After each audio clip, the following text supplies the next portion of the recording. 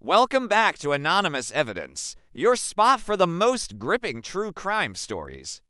Before we dive in, don't forget to hit subscribe, tap that bell icon, and drop a comment below.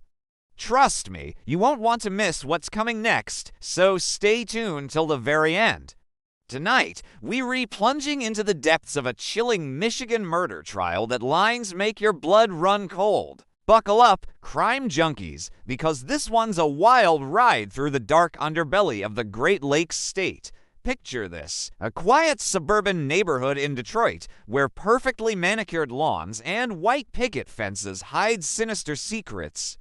It's here that our story begins, with the discovery of a body so brutally mutilated that even seasoned detectives were left shaken. The victim, a local high school teacher, beloved by students and colleagues alike. But as investigators would soon discover, this pillar of the community had a hidden life that would blow the case wide open. As the sun rose on that fateful morning, neighbors were jolted awake by the piercing wail of sirens. Police swarmed the area, their faces grim as they cordoned off the crime scene. But nothing could prepare them for the horror that awaited inside that seemingly ordinary house. Blood-spattered walls, shattered glass. And at the center of it all, a body so savagely torn apart that identification proved nearly impossible. This wasn't just a murder, it was a frenzied act of violence that spoke of deep-seated rage and uncontrollable fury. But who could harbor such intense hatred for a beloved teacher? As detectives dug deeper, they uncovered a web of lies, betrayal, and dark obsession that would send shock waves through the entire community.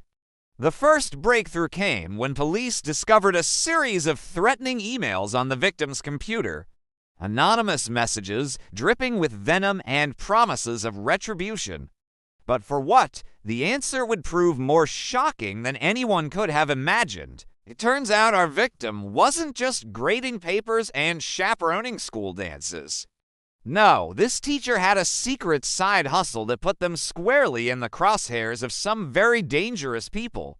As the investigation unfolded, a cast of suspects emerged, each more intriguing than the last. There was the jealous ex-spouse, still bitter over a messy divorce. The star student with an unhealthy obsession. And lurking in the shadows, a figure from the victim's past, harboring a grudge that had festered for years. But the real bombshell came when detectives uncovered a hidden safe in the victim's basement. Inside a stacks of cash, fake IDs, and a burner phone filled with cryptic messages.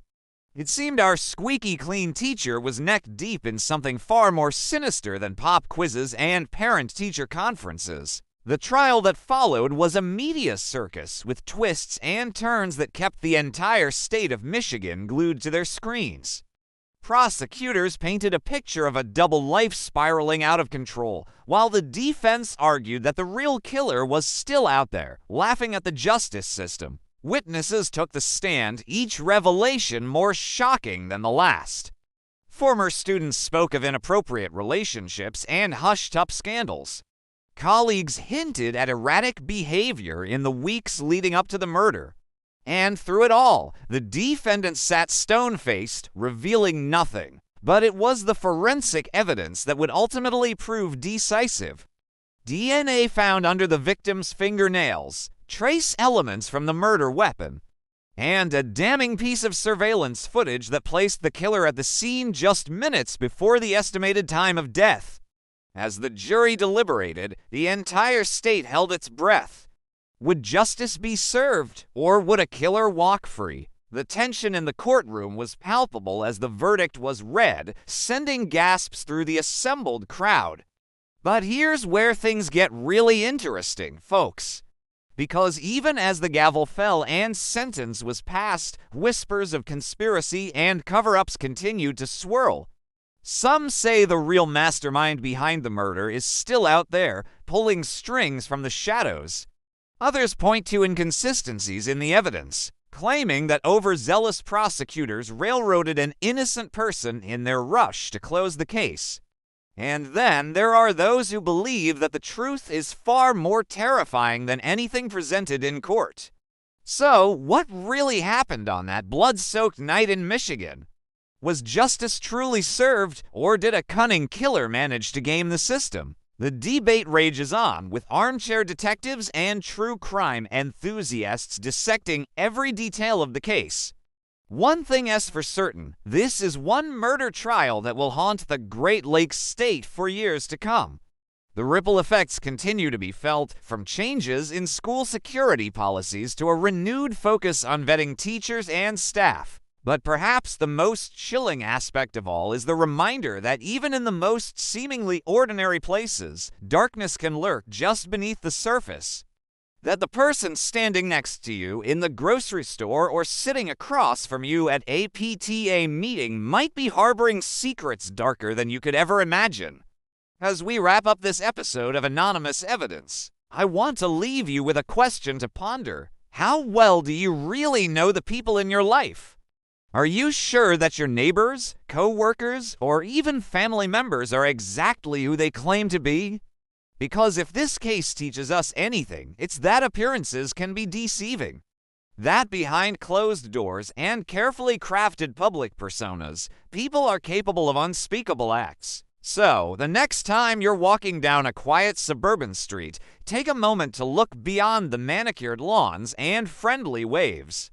Ask yourself what secrets might be hiding behind those picture-perfect facades. Because you never know, the next shocking true crime story might be unfolding right next door. And with that spine-tingling thought, we come to the end of tonight's episode. But don't worry, crime fanatics. We've got plenty more bone-chilling cases lined up for you.